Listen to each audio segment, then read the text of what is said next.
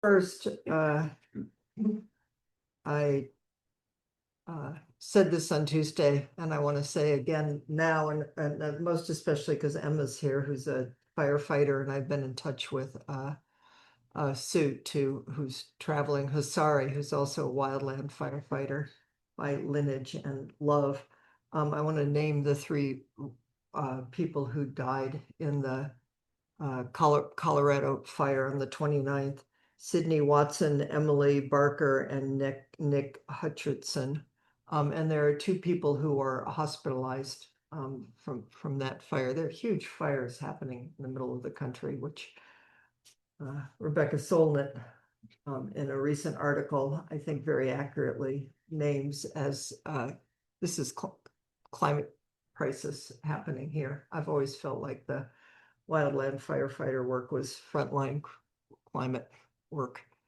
So may safe passage, and may their friends and family and the wildland firefighter community is really closely knit. So just holding everybody and lots of love and care.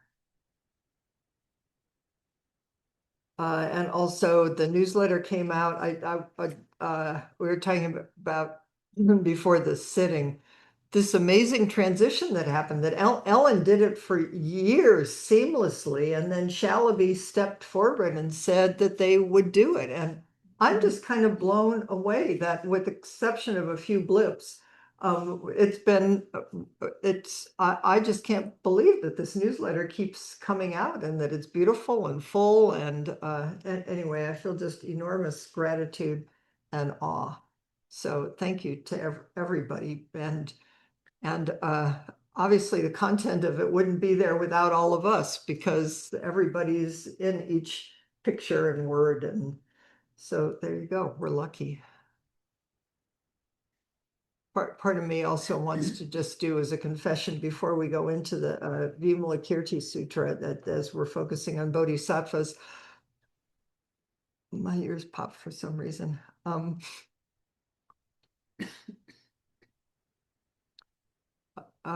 Just the tenderness of having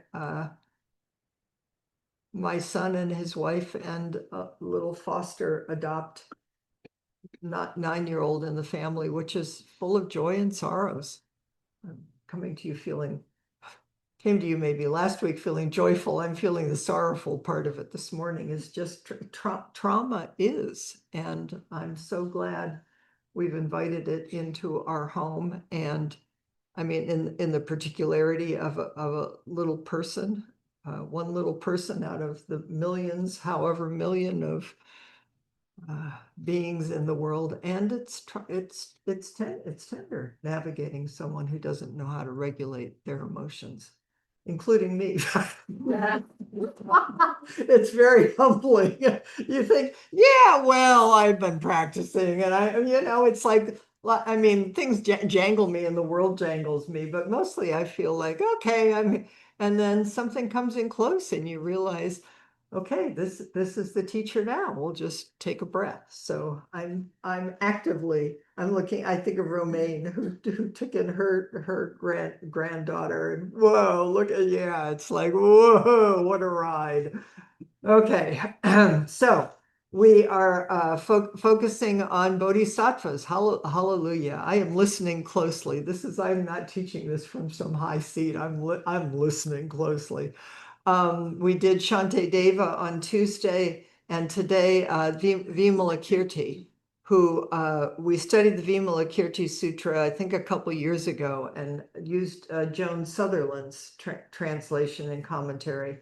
And this time I decided that I'm going to go back to, we began with Taigen Dan Layton's Faces of Compassion, because he brings forward Vimalakirti after he features all of the archetypes of Maitreya and Avalokiteshvara and Samantabhadra and Shakyamuni Buddha, and so Vimalakirti is one of the most famous lay people in our tradition, which is really important, because I mean, that's why I wanted to do Chelsea's talk about Black practitioners in liberation and queer Dharma. And we're human beings on the ground practicing this stuff in the particular. And Vimalakirti is one of the most famous lay people in our tradition. So you may remember some of this. If you're like me, you remember some of it and then you forget some of it. And so here we go. I'm going to read you parts of it and do a little commentary as we go. Chapter 10, Vimalakirti, the thunderous silence of the unsurpassed layman. Vimalakirti, the legendary hero of a sutra that became popular in China and Japan, is depicted herein as a wealthy lay disciple and patron of Shakyamuni Buddha, whose wisdom and eloquence surpass that of all of the other disciples and bodhisattvas. He's featured in the Vimalakirti Nirdesha Sutra, one of the older Mahayana sutras dating back at least to the 1st or 2nd century CE. So this has been here for a long, this is a really early sutra. And then he says, unlike Manjushri, Samantabhadra, Avalokiteshvara, or Jizo, Vimalakirti is not a cosmic mythic bodhisattva, but is depicted in the sutra as a historical lay follower of Shakyamuni who lived in a particular town in northeast India and was a historical disciple of the Buddha.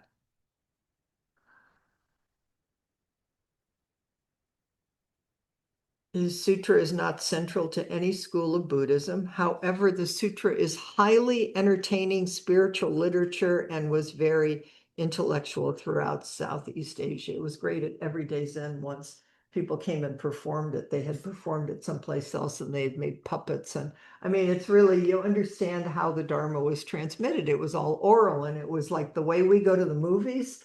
That's people would go to these teachings, these dramatizations, and then you just took it in. Or like I think I mentioned on Tuesday, in the family temples, the stories are painted on the walls because people weren't literate, many of them, and it went in differently. And in many ways, maybe went in more acutely or intimately because you saw them from the time you were little. You were just wrapped in the culture of this.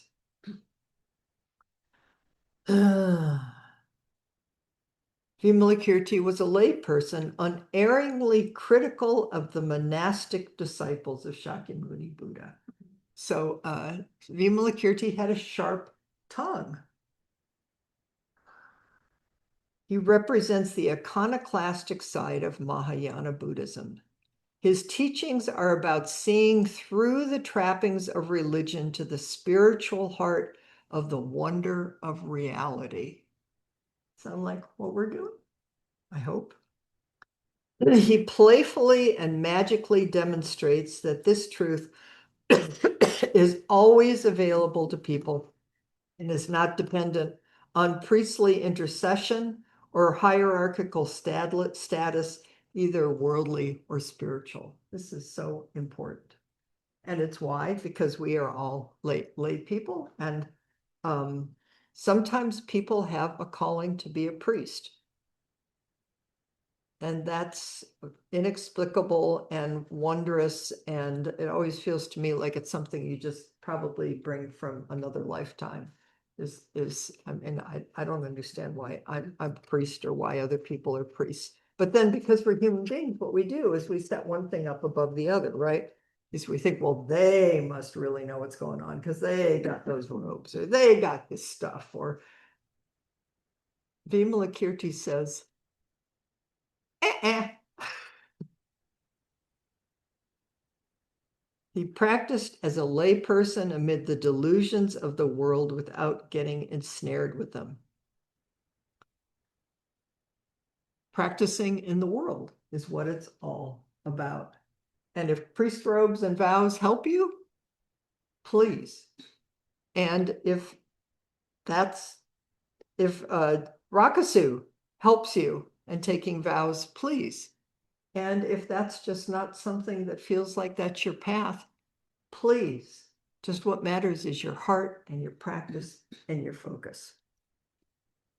So he had great money, but he used his riches to sustain the impoverished. I said this a little bit before. He had a family, but he lived simply.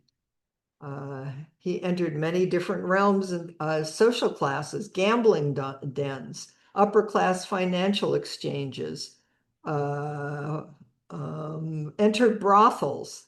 There's lots of stories about different practitioners who would enter brothels. One would hope and one senses. From a sense of the precepts, entered bars to lead drunkards to right mindfulness. So he was fearless about entering the world and of trying to practice as a bodhisattva.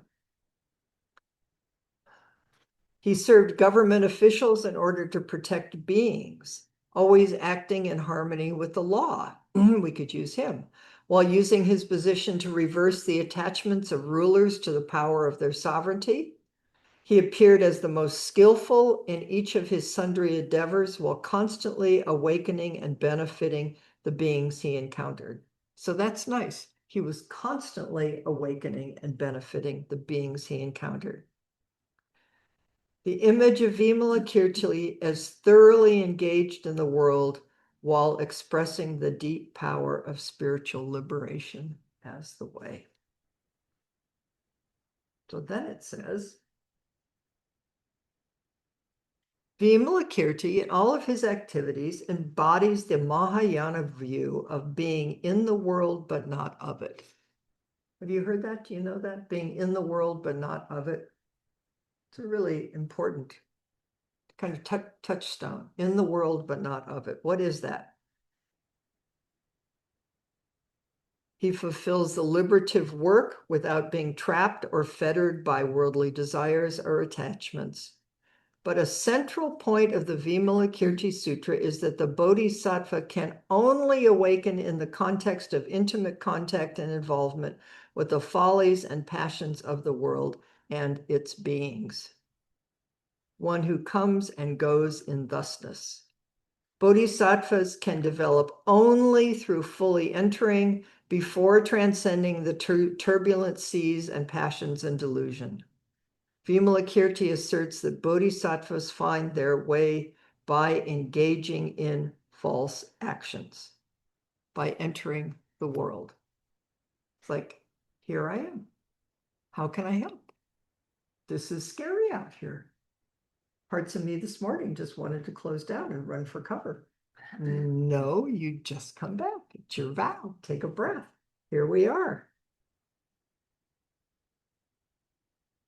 He emphasizes the fundamental aspiration emerges out of the immersion in the ordinary world of desire, like lotus blossoms growing out of the mire of a swamp. Okay, so now I'm going to sort of tell you the story, and maybe you're going to kind of remember the story, and I'm going to read different parts of it. So you may remember that in the sutra, Shakyamuni Buddha knows that Vimalakirti is sick in bed. So he calls his disciples and says, would you please do a visit? Would you please go talk to Vimalakirti? He's sick and he's a beautiful practitioner. What do you think they say? They say, I don't know about this guy because I've come in contact with him and he's pretty critical. He said kind of sharp things to me. And the thing about Vimalakirti is he's not doing it to be, I'm not justifying or any of this, but this is how the story is that he can see clearly enough that he can see where each person is caught, even the high bodhisattvas. And so what he says is, in the sense, each of them in his previous encounter has been criticized in deep detail by Vimalakirti, who has exposed flaws in the disciples' understanding or practice, specifically on points in which each was most accomplished and respected.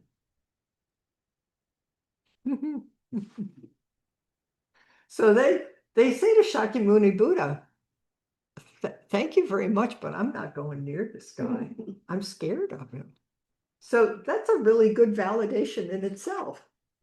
In case any parts of us are occasionally run into fear and say, thank you very much, but I think I'll do this. But anyway, we have to figure out our own thing. Okay. Throughout, Vimalakirti upsets all conventional views of spiritual activity. And then Taigen Dan Lately says, Vimalakirti's criticism of his fellow practitioners, in it we might see the workings of a spiritual community or sangha. Receiving and offering feedback is our way of, I would say, of living together, of developing and clarifying our own bodhisattva practice.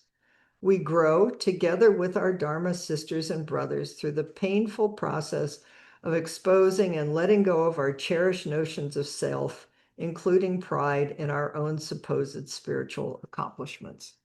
So it's one thing to go, it's a Jack Cornfield story I read years and years ago. I think it was when he was a beginning teacher, and it was something like he'd been practicing all by himself up on a mountain. And you get all by yourself and you start thinking maybe you kind of got it to get together. And then the minute he started coming down the mountain, whether it was literal or figurative, and back into the Sangha, it was like everything was there and it was bumping up against him and he was activated, and all of this kind of purity that he had found in his cushion needed to be matured in the world, needed to be matured by where it's difficult. It's like, oh, I don't like this, but thank you very much. It's called the rock tumbler of Sangha. When we take on bodhisattva practice, whoever appears as our critic or enemy or whatever, or presents us with problems, oh no, I thought we came here to get away from all of that, is actually our spiritual friend, helping us shed obstructions and make progress on our path. Vimalakirti's critiques express his special commitment to lay practice as a bodhisattva model. Many of his comments and admonitions involve the tendency of the disciples to withdraw from engagement with the ordinary world. He criticizes priestly roles and religious trappings for masking authenticity of practice and interfering with the full development of the spiritual potential of common people. Okay. You want to hear more about the story? Mm-hmm. Good. Okay. So he's been asked to go. And I mean, they've all been asked to go. And finally, it's Manjushri who arrives to ask about Vimalakirti's infirmity. And Vimalakirti says,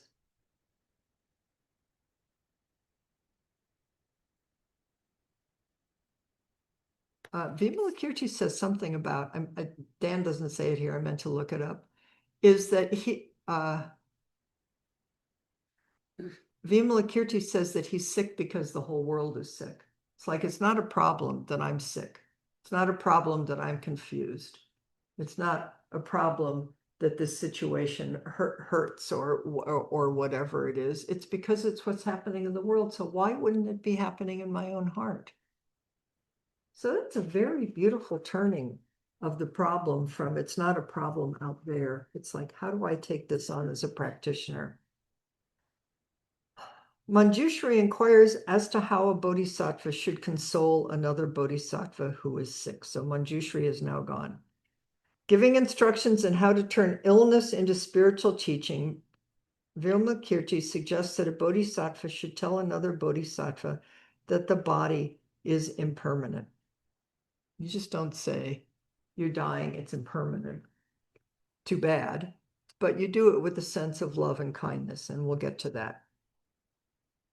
Sickness should be used to encourage empathy for all living beings and their beginningless suffering so that one might learn to heal all disease and thus become joyful. So Vimalakirti essentially says, of course I'm sick. Why wouldn't I be sick? By taking his sickness as a metaphor of the condition of life in the world, Vimalakirti demonstrates his own personal non-attachment and presents an example of using all events of our life, including misfortunes, to further the awakening of all. While not necessarily concerned with eliminating his individual illness, Vimalakirti transcends it by applying his awareness to treat the fundamental sickness of all beings. And I guess at this point, because she comes to mind and because there was such a beautiful picture in the newsletter, I just want to mention Barbara Spain, who did everything she could to take care of herself in ways that the medical system could take care of her.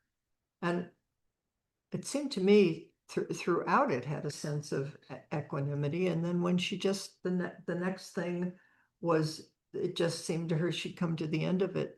There was an amazing way.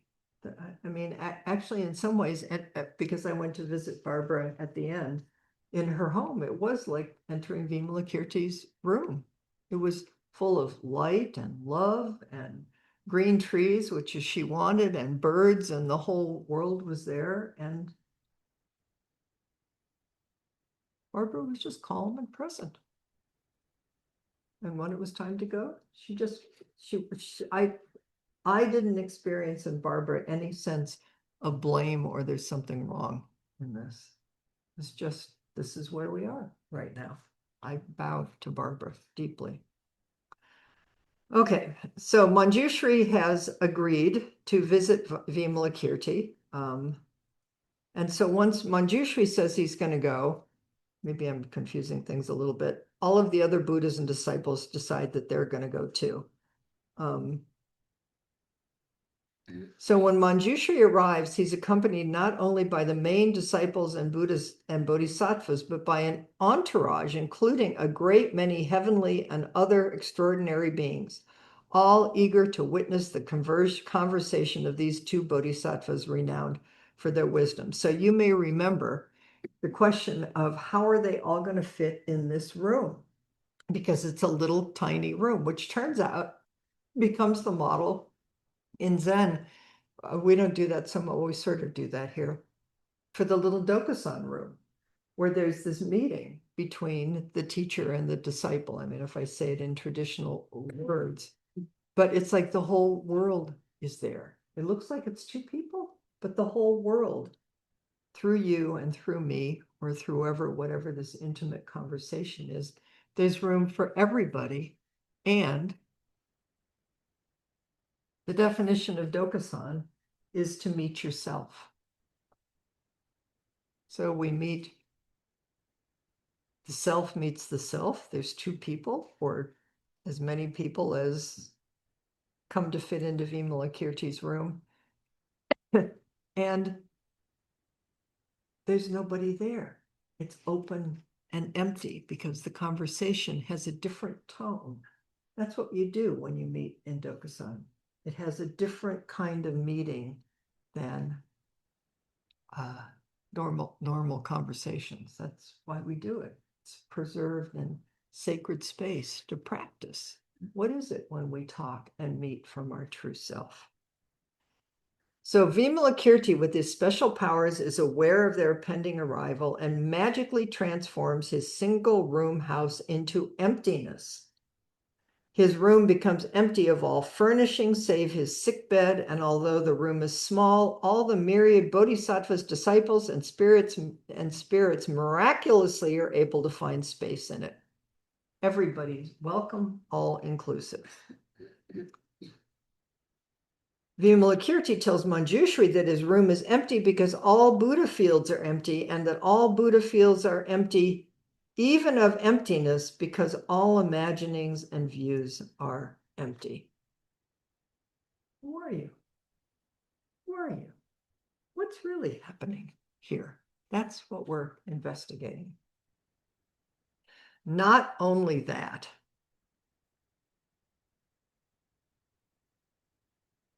because there were a few people who came with Manjushri, Vimalakirti concentrates his mind so that the Buddha of all the distant Buddha fields, sends more people and 3.2 million thrones, which all land in this one room, and they all fit, and they are all invited to sit on a throne. Can you feel them all here? Can you feel them in your house? Just right now, imagine you're sitting in a Buddha field and that you're sick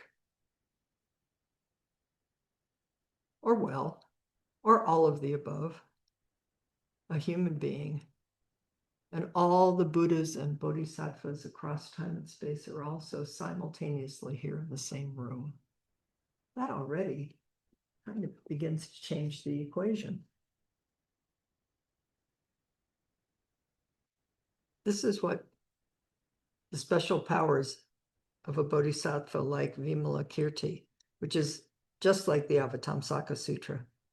A bodhisattva in this realm can pour all the oceans into a pore of her skin without disturbing any of the fish or other creatures dwelling in the ocean.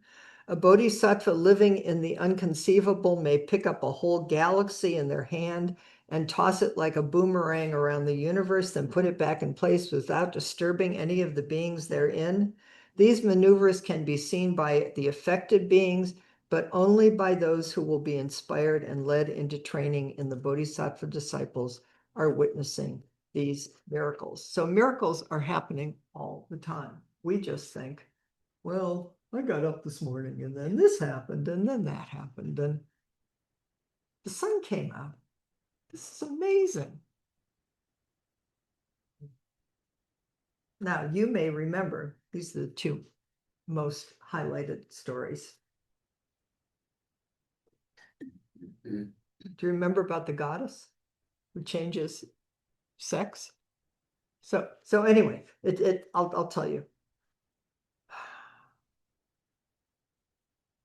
Vimalakirti instructs Manjushri on the illusory nature of all beings and how a bodhisattva nevertheless generates great loving kindness towards them. A bodhisattva's love does not get caught or warped by dualistic discriminations between self and others. So this goddess shows up and she tosses flowers. And the great thing is that the flowers fall to the ground off the bodies of the bodhisattvas, but they stick to all of the disciples who still have views, and they try to get the flowers off, but they can't get them off. And they're trying to figure out why these flowers are falling from the heaven and down to the ground completely freely, but why are they sticking?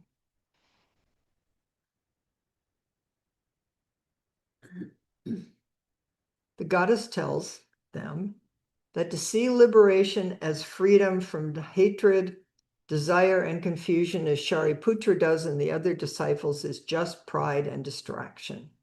The true nature of desire, hatred, and confusion is itself liberation. That it's not getting out of it, it's being awake right in the center of it. And they are all just amazed that she has so much wisdom. But then, thoroughly undone by the brilliance of this goddess, Shariputra asks her why she does not transform herself into a man. Yeah. Lots of this in the sutras. So she performs this amazing thing. And she is transformed into Shariputra, and he finds himself in her body. Shariputra is shocked and distraught to find himself a woman, and he admits that he does not know how to change back into a man. The goddess just says it's really not real. The Buddha has said that beings are not in essence limited to either male or female, and then she changes them back. But I'll bet Shariputra got a good lesson that he didn't forget for a long time.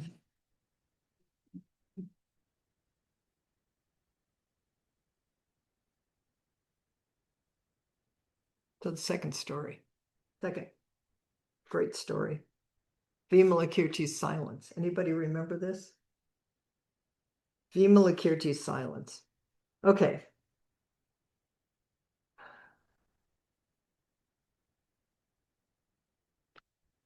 Vimalakirti suggests that the assembled bodhisattvas expound their own entryway into full awareness of the reality of non-duality. So 31 of the bodhisattvas each have to give a little talk about non-duality. Would you like to give a talk? Would you like to give a talk? Would you like to give a talk?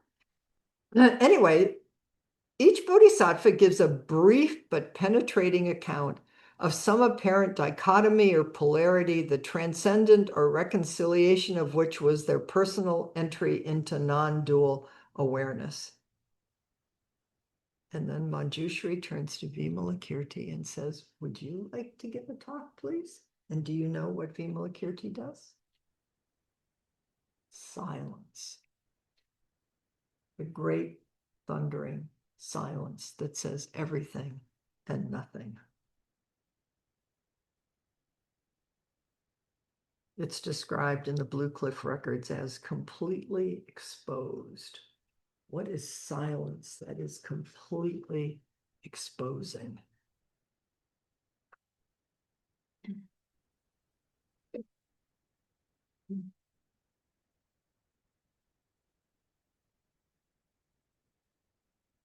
Sit in silence.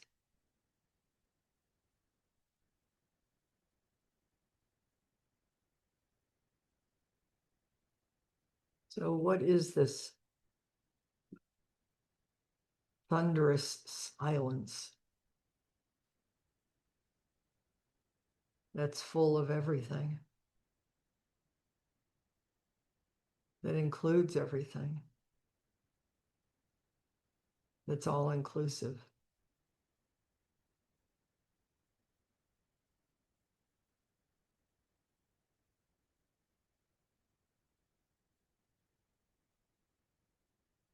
It is a silence that's not cold or distant or cut off. It's a silence that is the expression of loving kindness, a complete and full expression of the true nature of everything, which is love and kindness.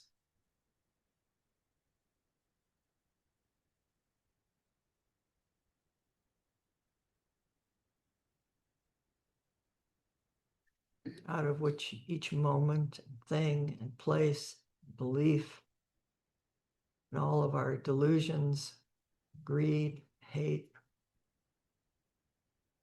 arise and fall.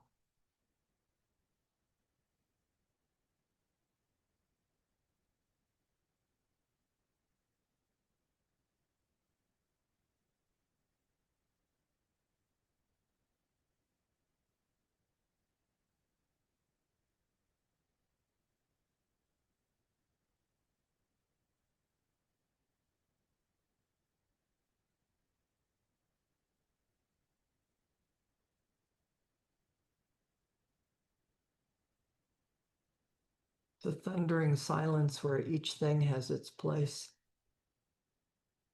perfect just as it is.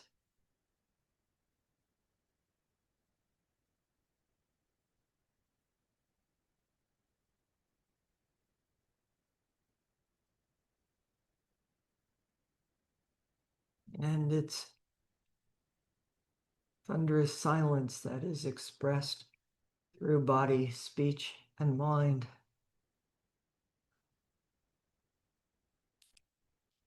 As Bodhisattva's course in the world.